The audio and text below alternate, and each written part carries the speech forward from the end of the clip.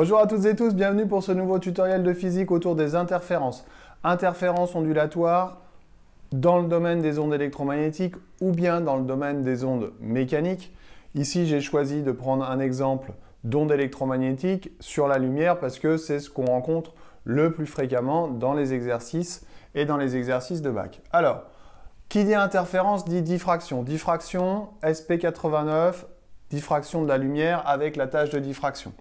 Quand est-ce qu'on a des interférences? Eh bien, on a des interférences quand on a deux ou plusieurs sources secondaires issues d'une même source initiale qui vont interagir entre elles de manière constructive ou destructive. Alors, ces fentes multiples, on les appelle souvent des fentes Young. On va avoir une diffraction, un phénomène de diffraction qui va avoir lieu pour chaque ouverture et ces deux ondes vont interférer pour donner une figure d'interférence que j'ai représentée ici.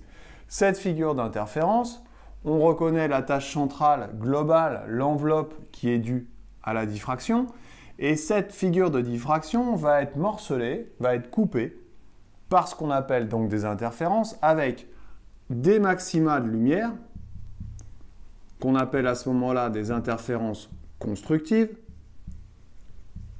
et des bandes où il n'y a pas de lumière, absence de lumière, minimum de lumière.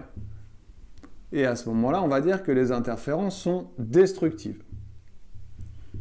Alors sur la figure de diffraction, on va donc pouvoir mesurer directement ce qu'on appelle un interfrange. L'interfrange petit i est lié à la longueur d'onde de la source utilisée, le laser. La distance entre les deux sources secondaires, les fentes Young et l'écran, est liée également à l'écart qui existe entre les deux fentes. Donc ça s'appelle l'interfrange, à savoir mesurer sur une figure d'interférence. Alors pourquoi ont lieu ces interférences? À quoi c'est dû? Eh bien ces interférences sont dues à ce qu'on appelle la différence de marche ou encore la différence de chemin optique. Quand je regarde le trajet parcouru par la lumière pour aller du point S1 au point M et le trajet parcouru par la lumière pour parcourir le trajet entre S2 et M, on s'aperçoit que S2M est plus grand que S1M.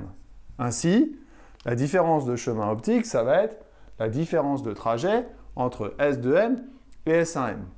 Cette différence de chemin optique, selon sa valeur, va donner des interférences constructives ou destructives. Quelles sont les conditions? Interférence constructive, si la différence de chemin optique est un multiple de la longueur d'onde. Ce multiple est un entier naturel. Interférence destructive, si cette différence de chemin optique est égale à 2k plus 1, lambda sur 2. Exemple, si je prends k égale 0, ça fait delta égale 2 fois 0 plus 1 lambda sur 2, ça fait lambda sur 2.